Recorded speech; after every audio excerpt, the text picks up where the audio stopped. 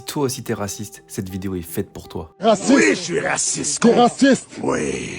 Quelles sont les causes et les responsables de la délinquance? Si on répond à une question compliquée avec une réponse simple, c'est généralement qu'on n'a pas la bonne réponse. Donc, je risque de vous décevoir, mais je vais pas vous donner de réponse définitive ici. Déjà parce que, comme je viens de vous le dire, c'est un sujet très compliqué et je suis pas assez spécialiste pour l'avoir, et surtout, on n'a pas la réponse. Bah oui, sinon il y aurait plus de délinquance. Est-ce qu'en France il y a un problème de délinquance? Oui et non.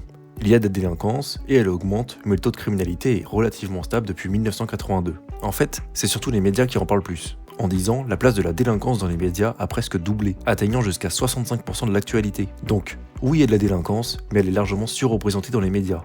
Maintenant, vous allez me dire, oui, mais s'il n'y avait pas de délinquance, on n'en parlerait pas. Et je suis d'accord avec vous. Donc, on va essayer de chercher quelles sont les causes de la délinquance. On va commencer par répondre aux hypothèses qui disent que ce sont les étrangers, les arabes et tout plein d'autres noms, tout ça pour dire que c'est pas nous les français, c'est la faute des autres. Bon, en France, 25% de la délinquance est commise par des immigrés.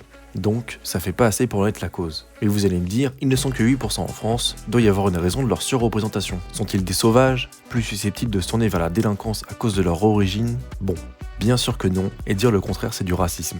Et oui, on fait tous partie de la même espèce, on est donc tous, absolument tous, les mêmes. De plus, depuis l'urbanisation, les jeunes des banlieues ont toujours été stigmatisés comme dangereux. On les a d'ailleurs surnommés les Apaches, plus les blousons noirs, donc on n'a pas eu besoin d'attendre les immigrés pour stigmatiser les jeunes des banlieues. Par contre, en 2021, 21% de la population immigrée vivait sous le premier décile de niveau de vie, c'est-à-dire avec moins de 9 000 € par an, contre seulement 8% des non-immigrés.